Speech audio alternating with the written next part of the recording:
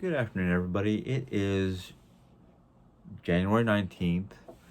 Not sure what time it is. I know it's after 4, probably close to 5. Um, I just got off work. Found out when I got home. Dre did her best to get through the day. She did a video, but she has been under the weather the last 2 days. Um, she says it's stomach related. Like, the way she described it to me yesterday, in fact, yesterday I had to deal with it. This might be a little TMI, but she had really bad gas and stomach cramps yesterday. Um, I don't know what she did because when I came home, she was basically relaxing on the couch like she was trying to take a nap. Well, she did send me a text message before I got home saying that she was going to take a nap because she wasn't feeling good. Um, I don't know what exactly is going on. I just know she says that she hasn't been feeling good, and I feel for her because I know when I'm having really bad stomach problems or just not feeling good because of a bug or whatnot. I don't want to do nothing either. Um, I forced myself to go to work on a couple occasions and got sent home because of how bad I was doing or how bad I was feeling. So tonight I'm not sure what we're doing for dinner. Either we're going to fend for ourselves or I'm going to try to whip something up. With all the leftovers we currently have from the last couple of days, I'm going to say probably a fend for yourself. Um, but she's trying to do better. She's trying to put her best foot forward. I sat down when I got home and watched two of her videos from the last 2 days, one from this morning and the other one from the other day with the crustless pizza. And I'll tell you what, that crustless pizza was delicious. We do have some leftovers that we put in the freezer for a rainy day or a day that we decided to designate it as a fend for yourself day. I know tomorrow and Thursday, because I work in the evening time, I work basically 2 o'clock, 3 o'clock in the afternoon to like 8 o'clock in the evening time. Those 2 days, it's going to be whatever Jerry feels like making, or whatever Jerry and Mom feels like doing, or tomorrow I might make my omelets. I think I have enough ingredients for omelets, or we're going to try to do something tomorrow before I go. Well, no, not tomorrow, because tomorrow I have to be there at 2. So, yeah. Tomorrow's probably going to be something quick and easy. On my end of the spectrum, I know the last video I put out was a little bit of a bitter video because I had a lot of bitter. I didn't sleep well the night before. The last video I had everything from sinus issues to just not being able to fall asleep too much on my mind, and just a lot of things going on that have been kind of weighing on me, and I wanted to get them off my chest. But today has been a better day, and I know I did the video, the last video I did pretty early in the morning, and it's not as bright in here, so the redness of my complexion is not the curtains today. It's shadow from above and just the way I feel. And Jerry said hook up my ring light so I can get better lighting. I just haven't done that yet. So I can't blame this coloring on my red curtains in the sunlight today. Excuse me for yawning. I am still dealing with some sinus issues and breathing issues due to. I know exactly what it is. It is leaf mold. The reason why I know it's leaf mold because Sunday when I had my day off, I did my best to try to get the leaves out from underneath my bushes along the front of the house where most of the leaves are gathered. And a lot of them I could not get out with a rake or a leaf blower because they're pretty well wedged in there. So I'm dealing with a little bit of an allergy congestion. I'm not feeling any like aches and pains other than work related. Um, the last 2 days I had to work basically 12. Well, yesterday was 12 to 5. Today was 12 to 4 ish. Yesterday was better because we had more business. Today, not so much more not so much business, and I figured out why. Well, yesterday was Martin Luther King Day, so we had a lot of people coming in for lunch and whatnot, but we pretty well died out for dinner. Today is the day after Martin Luther King. It's getting close to that time where a lot of people are either waiting for their end of the month government subsidies for the retired people, the people who retire, the military personnel who are retired. My mom gets two checks, one for her retirement fund and the other one from the government fund from my father. She'll get that until the day she dies. My father's military benefits and whatnot, she gets those are available to her because she was a spouse of a military veteran. So I know why today was slow besides financials and whatnot, and the fact that yesterday was a holiday. And it's not a big deal, but at my job, the way we deal with slow days. Oh, I am so sorry for yawning all the time. Is if the labor gets to a certain point, and there's two people on duty, my boss wants to send somebody home.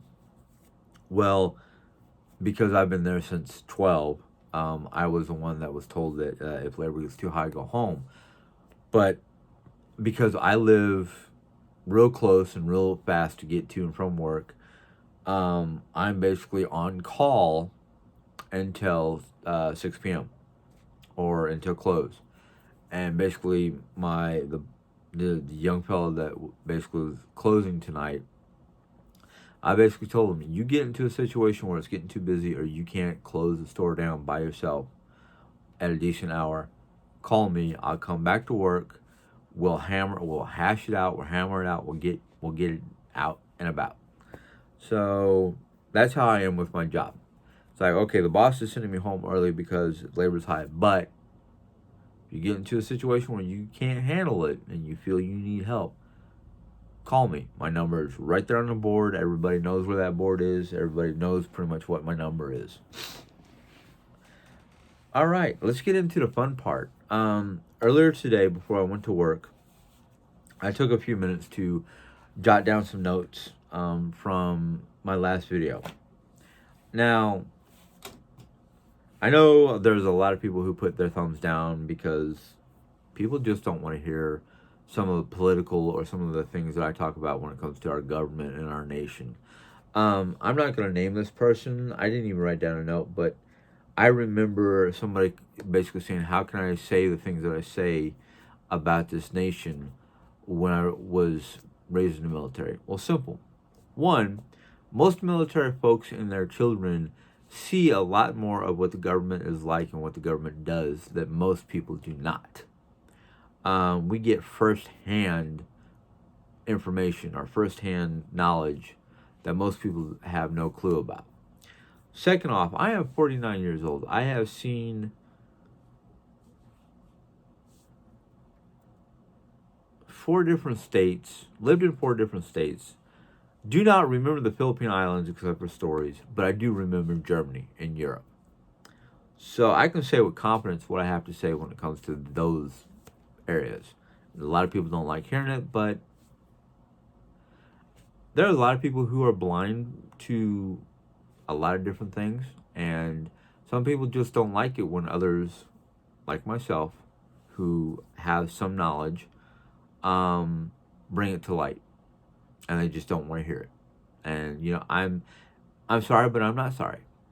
I'm sorry that people don't want to hear the truth or want to hear anybody's version of the truth because they want to be left in the dark. But at the same time, I'm sorry because of the factor that, I don't want to upset people, but this is my channel, and I will speak my piece in my mind, and I don't you guys have the freedom to put your comments down or whatever you want to say, or some people have just got up and left. I did not force you to come here. I did not force you to join my channel. I'm not going to force you to stay. But let's get into the actual questions and comments that I wrote down.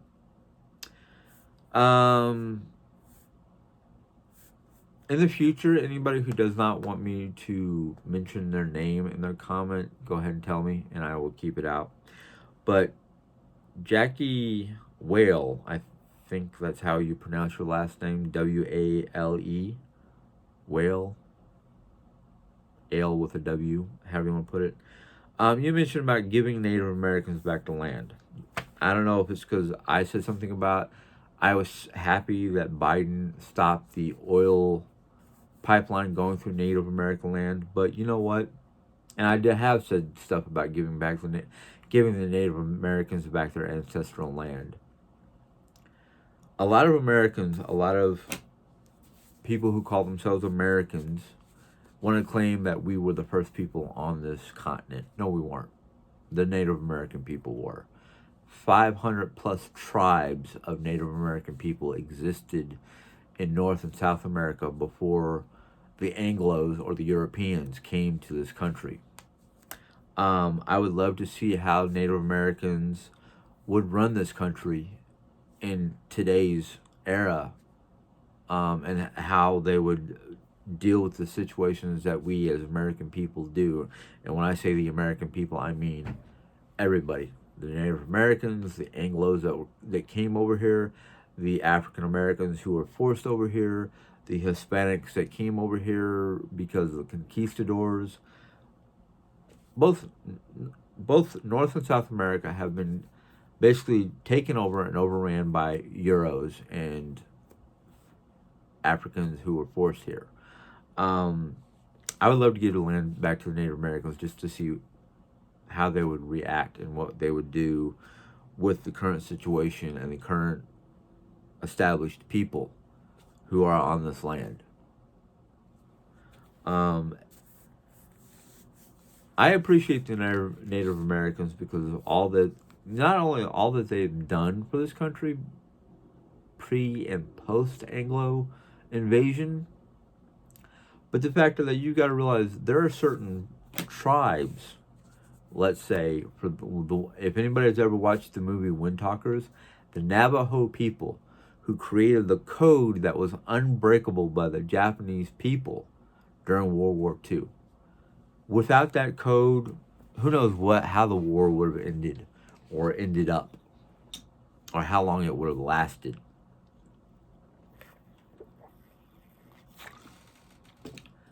That, in fact, you got various different tribes who still exist on tribal lands, who have learned to take the government, the way the government runs things, and the fact that their lands are practically tax-free. How do you think how do you think they established the casinos without having to deal with a lot of issues created by our government, our current government? That, in fact, they have taken so much of their financial gains due to those casinos and made their hardship better for them, because you got to realize, one, back when they were forced onto lands that most people considered uninhabitable or unresourceful, and basically had hoped that the Native American people would have just faded off into history. No, you got to realize, just about every Native American tribe that lived on this continent before the white people came, there is no part of the land that they did not know how to live on. So forcing them onto reservations that basically seemed uninhabitable or unuseful or had no resources, that was a laughing matter. Literally nowadays, Native American people can laugh about that. Oh, you forced our people on lands that you didn't think we could survive on? No, Navajo, Hopi, the Sioux tribes, the Crow, the various different tribes that are still around that might not go by the same name, or just most people don't know them, like myself. I don't know all the tribes that still exist. those people had it hard due to Custer and the cavalry and the U.S. government during that time. But most of them now are like, you guys are fools. Um, so yeah, I would love to see what the Native Americans would do if we gave them back their ancestral lands. Um, Sheila, who I love you, Sheila. I mean, you give me food for thought. You really do. Your messages and your comments and whatnot give me food for thought and make me think about things that I normally would not on my own. Sorry, I'm looking for my trash can. But yeah, Sheila and Nelly give me a lot of food for thought, and I love it. Basically, what Sheila asked was, she talked about how basically she was advising me on how to deal with a lot of the negative comments, because she saw everybody who reads my comments will see the negative comments, not only my negative side, but the comments that come into me that are negative. Basically, she's telling me, don't worry about the negative people. Don't give them food or don't give them fuel, things like that. I appreciate that because it literally goes, she's right. Why am I letting negative people get to me? And then why do I become negative, which just gives those negative people fuel? Um, so, Sheila, you're right. Why am I letting the people who are being negative affect me? Why am I letting the people who basically don't want to think about the other people around them and not wear masks into public places, things like that really irritate the crud out of me. I mean, all I do when it comes to my job, when I see people coming into the store without masks, I let them know. One, there's a sign on my door that says it's required. Two, my city and county government says it's required. Three, it's just common courtesy. I'm hearing about how this coronavirus has mutated. There's two new versions, or at least one new version of a mutated corona cell, which is deadlier than the first one. And come on, it's not like we're doing these things to subjugate or whatever, turn people into sheep, however you want to put it. It's for it's for our protection. It's for your protection. That's why I wear my mask. It's for my protection if you wear your mask. Just common. It's just courtesy. Um, and that goes into Diana's question. I hope I'm pronouncing that name right, Diana, or Diane maybe, because it's Daine, and to me that's Diane. It's not like my cousin who's Diana. It's Danna.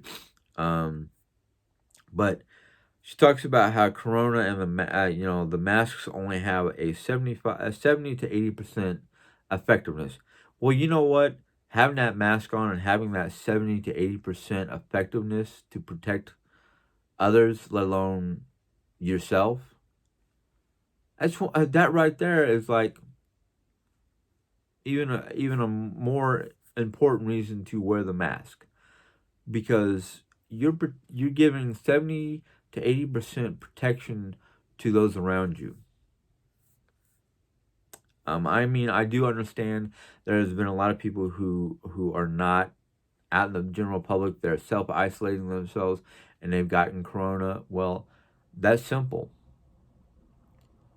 Let's say you're self isolating yourself and you're getting deliveries, and I'm not trying to scare people into not getting deliveries, but that delivery is passed between the people who make the food, the delivery person, and then yourself. We're not 100% sure on detection methods. They haven't. CDC has enough information right now to basically know the signs and symptoms, but they also know it takes 14 days to show the signs once you have corona.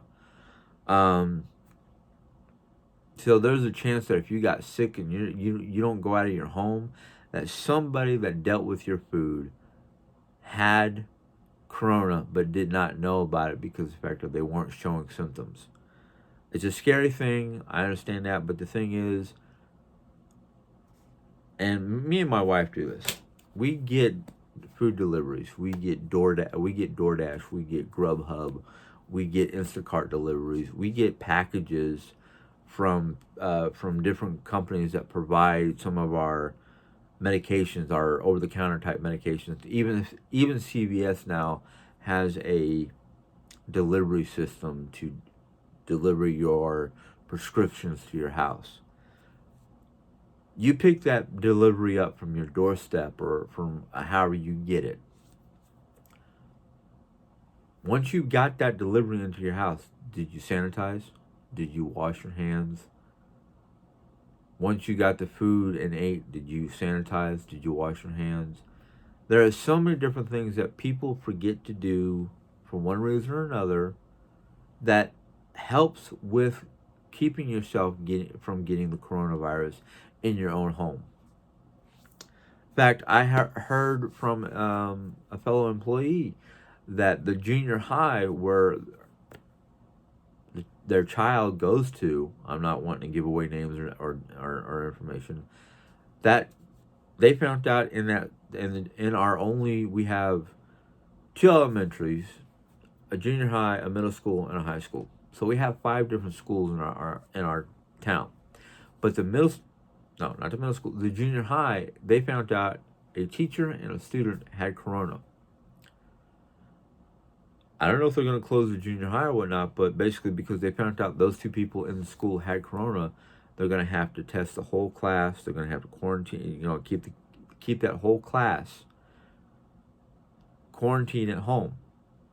But the thing is, how many other people outside of school, let alone within the school itself, had contact with those 2 different people, the student and the teacher, that now have basically 50, 100, 150, 200 people have to get tested to see if they have to either A, close down the school, or how they're going to deal with it. And the junior high and high school and middle school are just right around the block from my house. Depending on what direction I come home from work, I drive past the junior high. I now have to worry about how my town is going to deal with it and what my town is going to say or do. So yeah, corona is getting very serious, getting very scary, and getting very to the point where it's like I'm done. I literally want to be done with dealing with it. I want to be done hearing about it. I want to be done with the whole paranoia, panic situation. And I'm not paranoid and I'm not panicked, but I am very cautious and very I work in the general public every day. I deal with people. I have had in the last week and a half had to literally tell people, if you don't have a mask, I cannot deal with you. I cannot serve you. You cannot be in the store.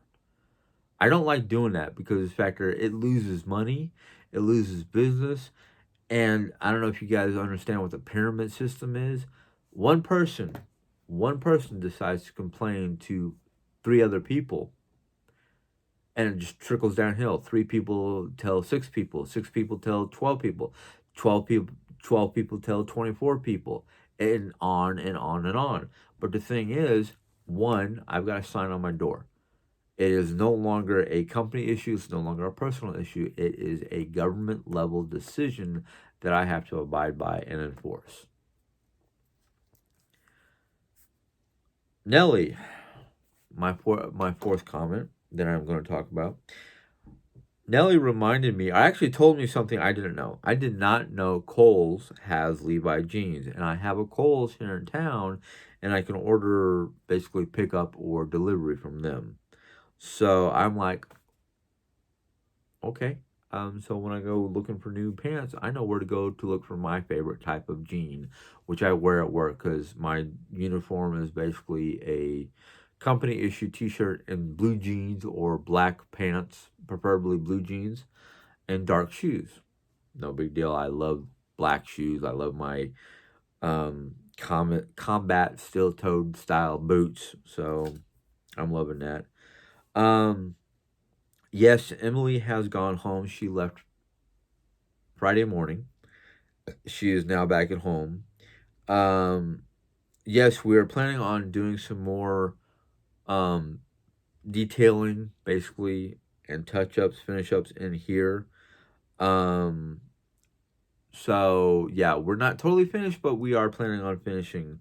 We do have plans. I don't know if Jerry talked about them because I did not watch her whole video this morning, but I noticed in the comments because she wanted me to start looking at comments and making like replies or telling her if there's anything in there in her comments that she wanted me to or she had to deal with directly. So for the most part, I'm helping her with comments because one, there's a lot, and two, I love my wife to death. I don't get me wrong. She has trouble reading. What happens with her if she starts reading too much, she'll start to fall asleep or can't follow through because she's not a reader. I understand that because up until, well, when I was younger, I had difficulty reading because of dyslexia and ADD. But after high school and dealing with one of my favorite high school teachers, who was my reading teacher, I love to read. You put anything in front of me that I'm interested in, I will read it from cover to cover and be able to give you a verbal book report on the basics of the book. Nellie also told me about, and I guess it's upstate New York because that's where she's in, Lancaster, New York. They had they had people who basically sued. I don't know if it was restaurants or what, but they sued. They basically had a lawsuit against restaurants because of a lot of people up there in Lancaster didn't want to wear masks, and they won the lawsuit. Wow.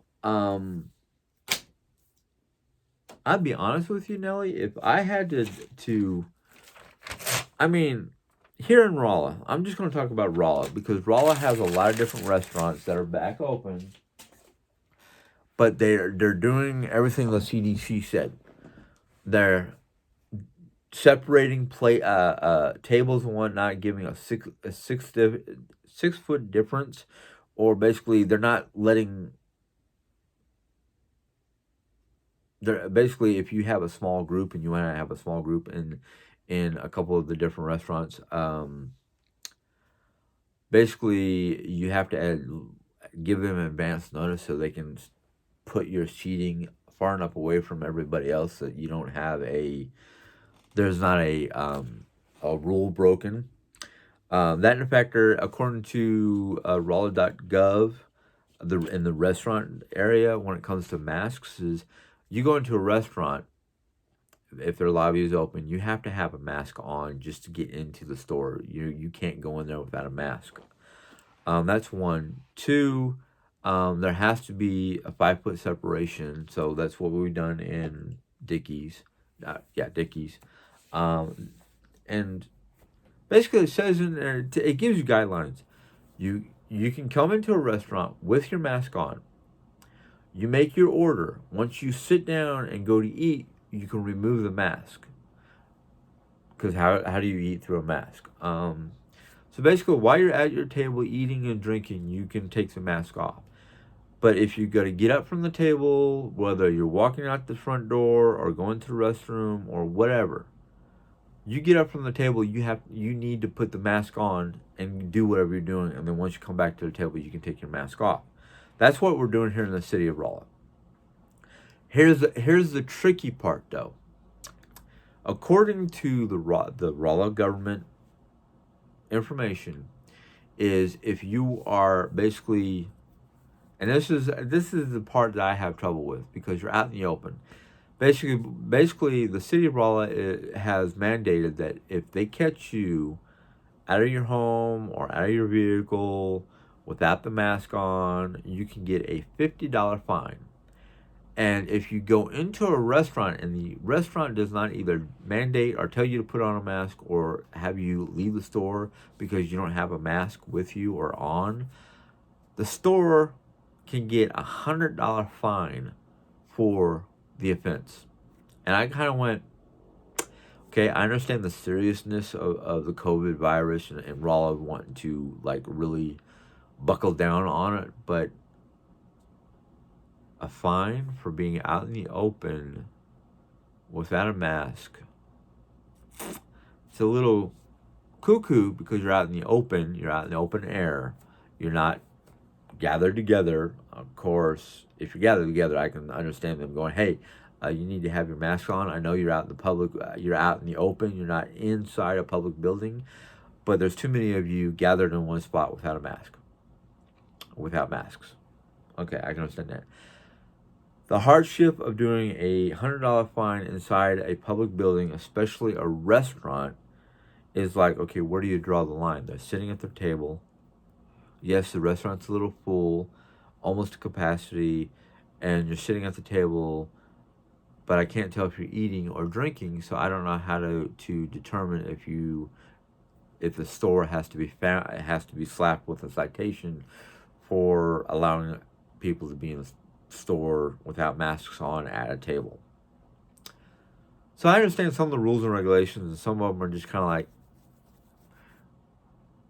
make sense, but don't make sense. Where do you draw the line to say, okay, that's an offense, we have to slap you with a citation, you owe the city government a fee or a fine? I don't know. So it's kind of one of those where I just kind of go, I understand the rules, I understand the regulations, I understand what we're trying to do by putting these mandates and whatnot for masks and whatnot in public facilities to hopefully help curb the increased cases of COVID, because our nation is topped at 400,000 deaths because of COVID, and the globe, the planet, is nearing 2 billion, or not billion, excuse me, 2 million.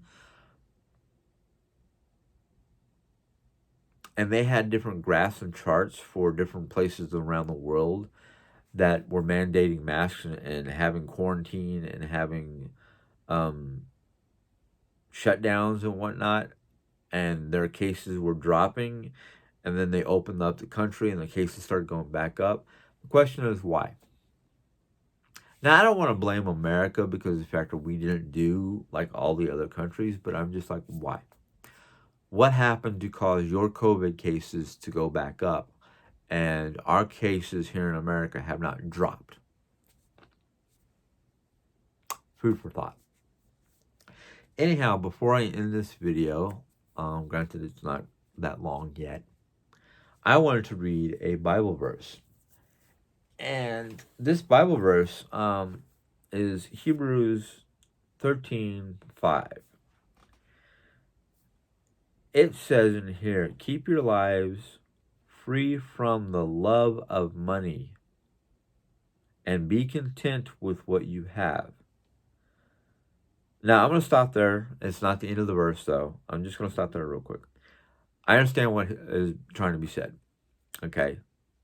It's trying to basically say be free of, your worldly desires, not just money.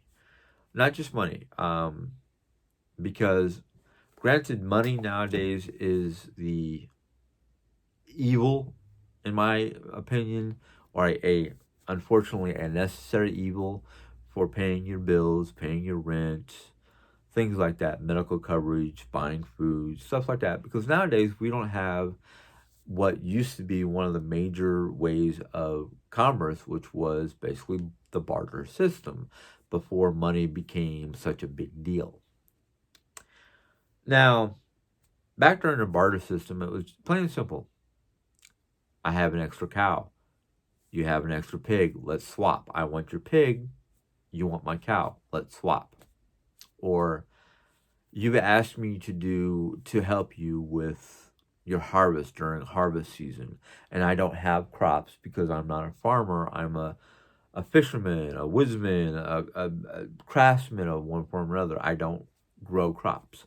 I have a particular item that you need. Let's say my skill set is a smith, Now, back in the old days, a blacksmith was very important because he sharpened your scythe, he made knives, he made utensils, he made things out of metal.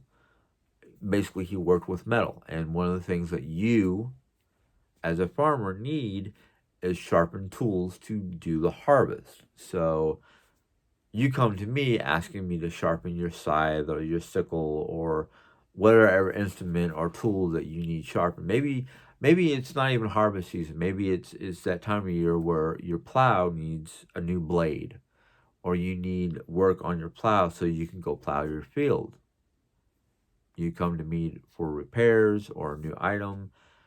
Well, you're going to need that plow to have crops so you have a harvest. So here's the deal. I'm going to fix your plow and you're going to give me a bushel of whatever produce or whatnot you happen to harvest at the end of the year.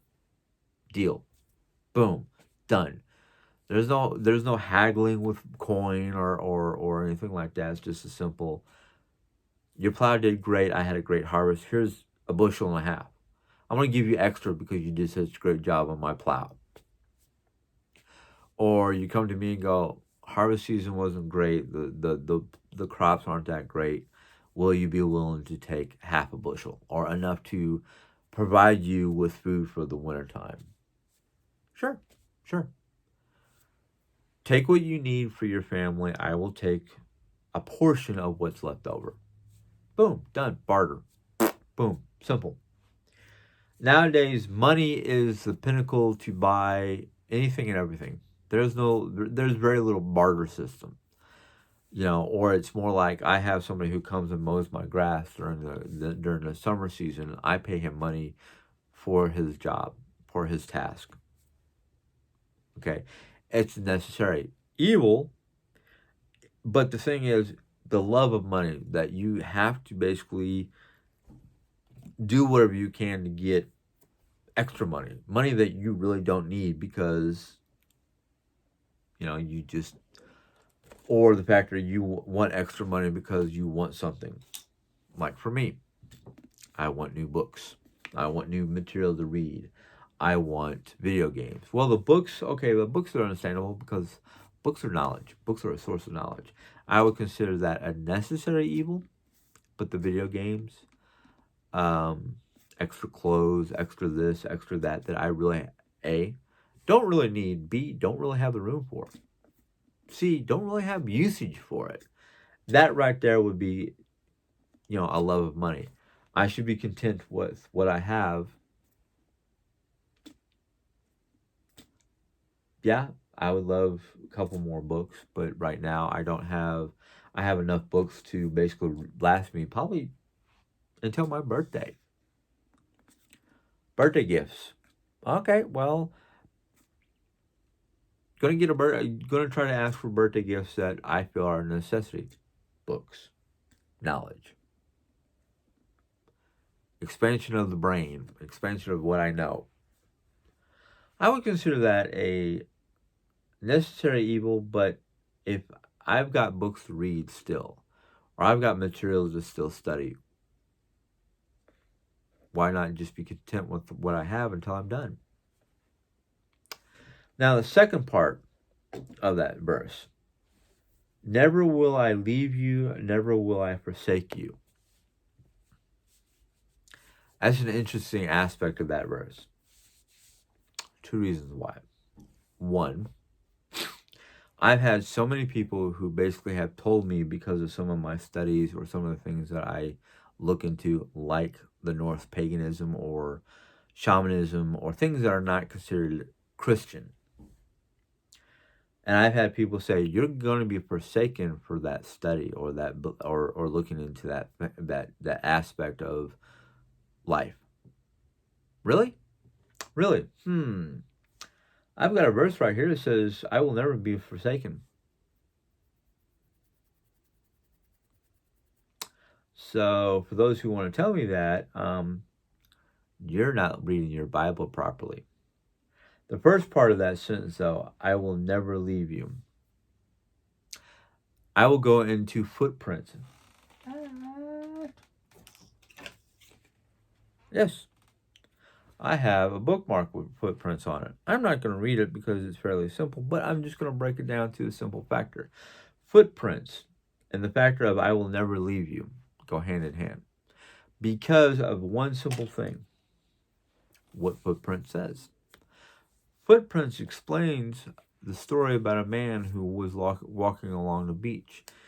Certain parts of his life, he saw two sets of footprints. The second set of footprints was Jesus.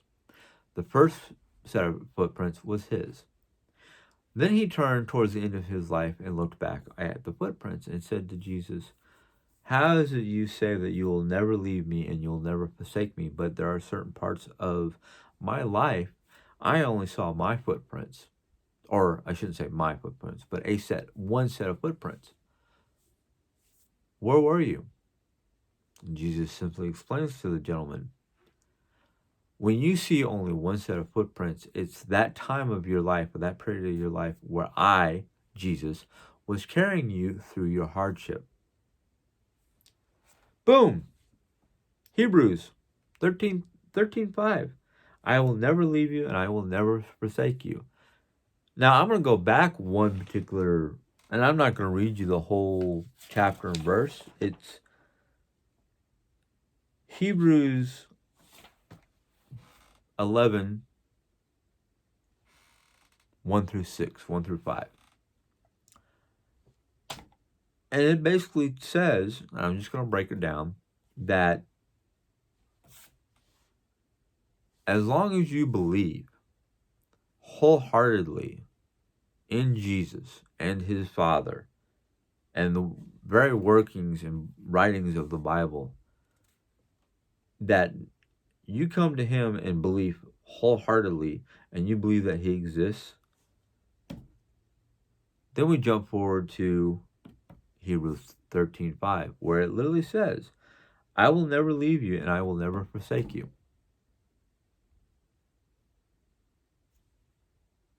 Now, I know throughout my life, there's been times that I forgot my belief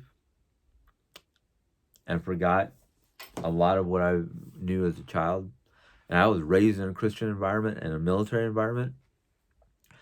But when I go back and I read these chapter and verses, and throughout the New Testament, it literally talks about how if you wholeheartedly go to Jesus in wholehearted belief and seek him out, he will never leave you and he will never forsake you. I know that's true. I know that's true because the fact that every time I get into a situation where I'm forgetting my upbringing, my Christianity, I get turned right back around and I end up right back where I started. My belief in Jesus, my knowledge that no matter what, I will never be forsaken. No matter how bad the world is or how negative I get because of the world is being negative,